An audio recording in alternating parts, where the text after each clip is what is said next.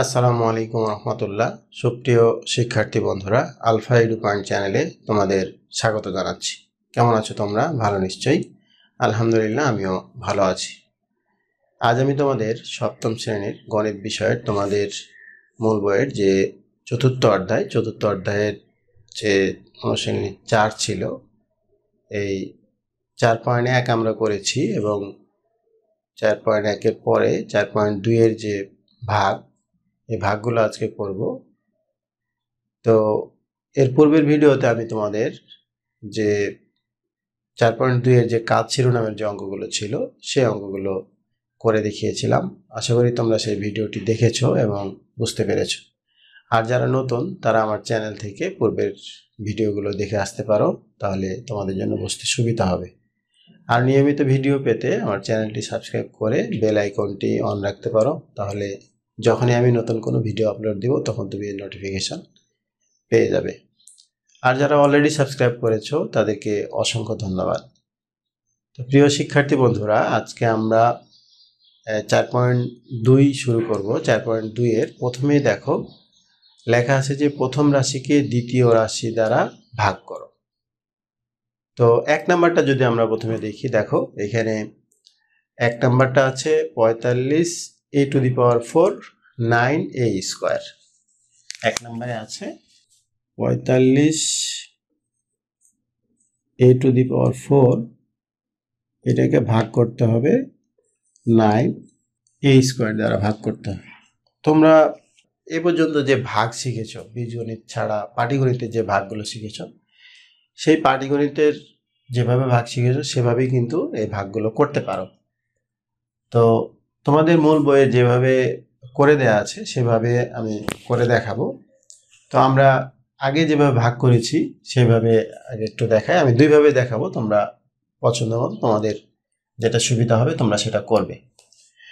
তো আমরা ভাগ করলে কিভাবে করতাম, এইটাকে এটা দিয়ে যেহেতু ভাগ করতে হবে, আমরা এভাবে লিখতে পারি যে 9a² ভাগ করব এই 45a⁴কে। আচ্ছা, এখন এইটা হলো ভাজ্য আর এটা হলো ভাজক।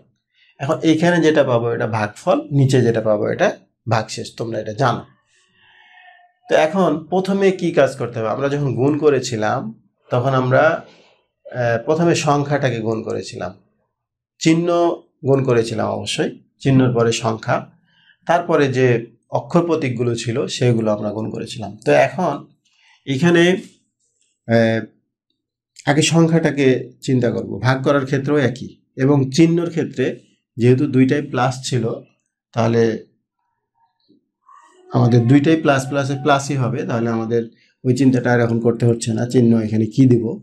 তো দুইটাই যেহেতু প্লাস আছে স্বাভাবিকভাবে আমরা প্লাসই দিব। এখন এখানে 9a² আছে আর এখানে 45a⁴ আছে। তো এখন দেখো তো, এই যে 45, আমরা এই a² আর a⁴ বাদ দিলাম, মনে করো নাই, তাহলে তো আমরা আগে যে অঙ্ক করেছিলাম এই ক্লাস 5-এ বা 6-এ ভাগ করেছিলাম যে সেই ভাগের মতো হচ্ছে কিনা। তাহলে এখন দেখো এখানে 45 আছে, এখানে 9 আছে, তাহলে এই 9কে 45কে 9 দ্বারা ভাগ করলে আমরা 9-এর ঘরে নামতা বলবো, তাহলে 5 নং কত 45, তাহলে এখানে কত পাইলাম 5, 5 নং 45, তাহলে সংখ্যাটা বসিয়ে দিলাম 5 নং 45। এখানে a⁴ আছে, আর যদি আমি এখানে a² নেই, এখানে a² আছে, a⁴ এখানে আছে, তাহলে আমি এইখানে যদি একটা a² নেই তাহলে কি হবে, a² আর a²কে গুণ করলে কি হবে a⁴। এখন বিয়োগ করলে কি হয়, 0 হয়। অর্থাৎ আমরা যখন ভাগ করেছি এর আগে পাটিগণিতের নিয়মে, তখন কি করেছি যে এই ভাজক আর ভাগফলকে গুণ করে যদি ভাজ্যের সমান হয় তাহলে কি নিঃশেষে বিভাজ্য, অর্থাৎ এইটা এবং এটাকে গুণ করো, 5 নং 45 a², দেখো এটা মিলে গেছে, তাহলে ভাগশেষ 0। তা আমাদেরকে যেহেতু বলা হচ্ছিল যে এইটাকে মানে এটাকে এটা দ্বারা ভাগ করতে, আমরা এটাকে এটা দিয়ে ভাগ করে ভাগফলটা পেলাম হলো 5a²। তোমরা এভাবে লিখতে পারো যে নির্ণয় ভাগফল, নির্ণয়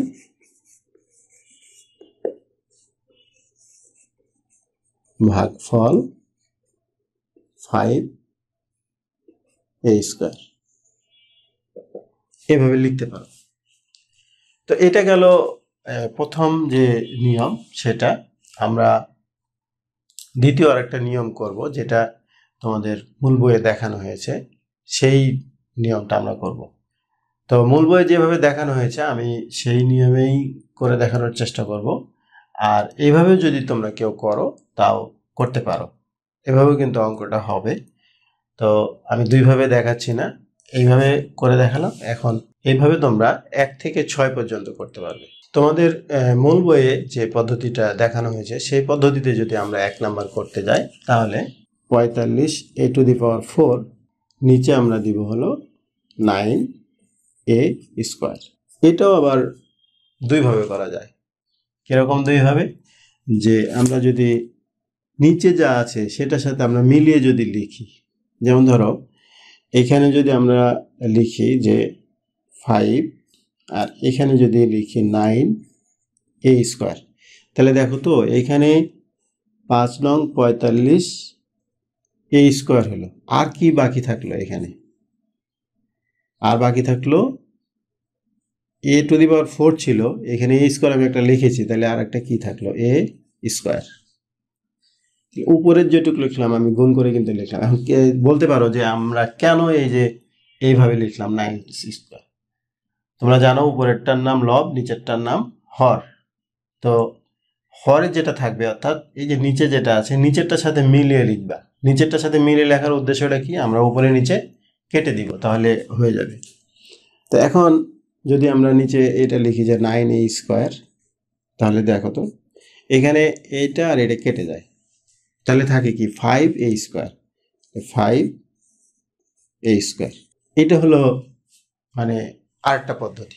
এইটা একটা পদ্ধতি। এখন আমরা মূল বইয়ে যেভাবে শেখানো হয়েছে সেই পদ্ধতিটা দেখব। তাহলে দুইটা পদ্ধতিটা আমি করে দিলাম। আরেকটা পদ্ধতি যেটা দেখাতে চাচ্ছি সেটা হলো তোমাদের a⁴m ভাগ a⁴n। এই সূত্রটা তোমরা কি লিখেছিলে? যে a⁴m - n। যখন গুণ ছিল তখন এখানে প্লাস দিয়েছিল, যখন ভাগ থাকবে তখন এখানে মাইনাস দিব। এই সূত্র নিয়ে আমি আগে আলোচনা করেছি। তো এখন এখানে তাহলে আমরা কি করব? এই সংখ্যাটাকে আমরা আগে ভাগ করে নিতে পারবো। 45কে যদি আমি এই 9 দিয়ে ভাগ করি, তাহলে 5 নং 45, এখানে এই 5 পেলাম, গুণ এই যে এ, এটার ভিত্তি এবং এটার ভিত্তি একই রকম এ, তাহলে এ লিখে উপরে পাওয়ার কত ছিল? 4, নিচের পাওয়ার কত? 2। কেন লিখলাম দেখো, এই যে আমরা a⁴m - n, তাহলে এই যে ভিত্তি একই রকম আছে, অর্থাৎ এ একই রকম, কিন্তু তাহলে এটার পাওয়ারটা কি হবে? 4 থেকে এই যে 2 বিয়োগ হয়ে যাবে। এখন যদি আমরা এটাকে লিখি, তাহলে 5 এই 4 থেকে 2 বিয়োগ করলে স্কোয়ার।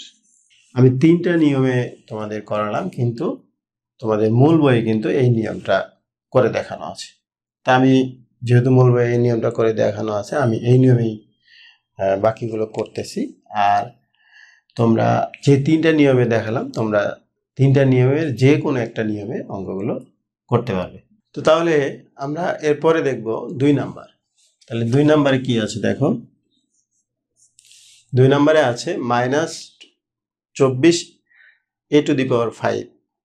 -24a⁵ নিচে, অর্থাৎ ভাগ করতে হবে 3a²। 3a², তাহলে একই রকম নিয়মে আমরা করব যে পূর্বে যে লাস্ট নিয়মটা করলাম পয়েন্ট নিয়মে। তাহলে এই 24কে যদি 3 দিয়ে ভাগ করি, তাহলে কি হবে? 3 একে 3, 3 আটে 24, তাহলে কত পেলাম? 8। এখন মাইনাস চিহ্ন এখানে থাকবে কেন? যদি ভাগের ক্ষেত্রে প্লাস মাইনাস থাকে, তাহলে কি? প্লাস মাইনাসে মাইনাস, অর্থাৎ ভাগের ক্ষেত্রে যেরকম, গুণের ক্ষেত্রে যেরকম ছিল ভাগের ক্ষেত্রেও কিন্তু ঠিক সেরকমই থাকবে। তাহলে প্লাস মাইনাসে মাইনাস, আমি এখানে মাইনাস দিলাম, 24 আছে, 3 8 24। এখন এইখানে a, তাহলে a to the power 5 minus 2। কেন?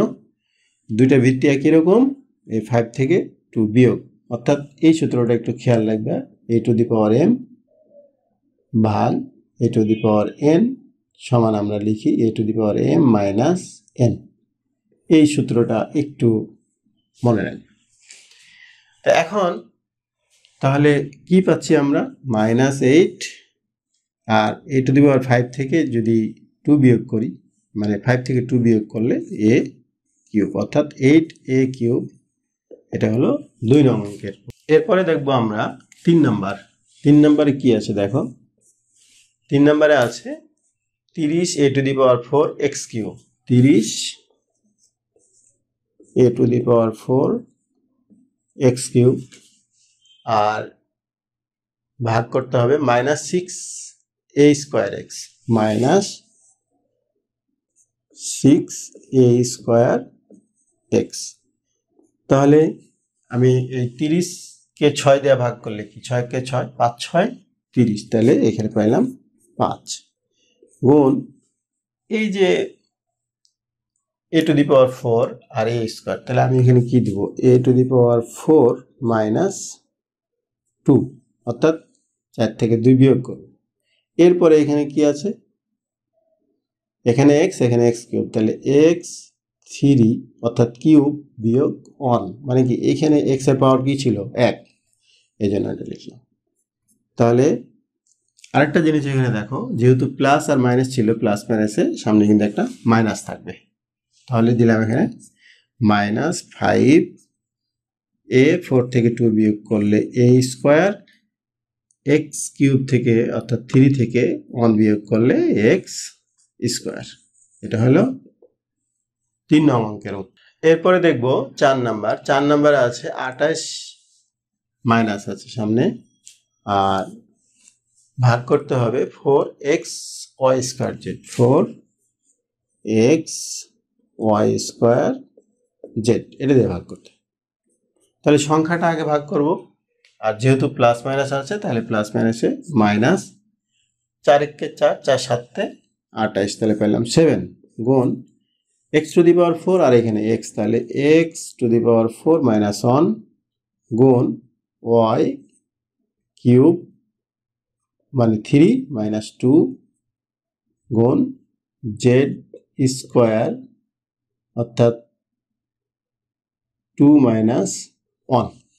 যেহেতু কি এই যে এখানে যেহেতু 1 আছে আর এখানে 2 আছে, এই কারণে আমরা এখানে লিখলাম যে z স্কোয়ার অর্থাৎ 2 মাইনাস 1। এখন যদি আমরা এখানে লিখি যে -7, এই 4 থেকে 1 বিয়োগ করলে থাকলো x কিউব, আর এখানে 3 থেকে 2 বিয়োগ করলে থাকলো y স্কোয়ার, আর এখানে z 2 থেকে 1 বিয়োগ করলে শুধু থাকলো z। তাহলে এটা উত্তর হলো 4 নম্বরের উত্তর হলো 7x cube y square z। এটা হলো 4 নম্বরের উত্তর। 5 নাম্বার দেখবো। 5 নম্বরে আছে ভাগ করতে হবে -4ay z, ভাগ করতে হবে -4ay z। এখন প্রথমে আমরা সংখ্যাটা ভাগ করব। সংখ্যাটা যদি ভাগ করি তাহলে যেহেতু দুইটাই মাইনাস, তাহলে কি হবে, মাইনাস মাইনাসে প্লাস, অর্থাৎ এখানে আর প্লাস দেওয়ার কোনো দরকার নেই। এইখানে ভাগ করলে 36কে 4 দিয়ে যদি ভাগ করি তাহলে 4 কে 4, 4 নং 36, 9। এখানে a আছে, এখানে a কিউব আছে, তাহলে আমরা a 3 থেকে 1 বিয়োগ করব। y এখানে আছে y স্কোয়ার অর্থাৎ 2, নিচে আছে y এর পাওয়ার 1, এই জন্য 2 থেকে 1 বিয়োগ গুণ z, তাহলে z আছে এখানে কিউব মানে 3 থেকে z এর পাওয়ার নিচে কত 1, এই জন্য 1 বিয়োগ। আমরা এই সূত্রটা কিন্তু ফলো করে লিখতেছি। এটা সামান্য ছোট্ট একটা সূত্র, মনে রাখলে তোমরা পারবে, আর অঙ্ক করতে করতেই তো বুঝতে পারতেছো।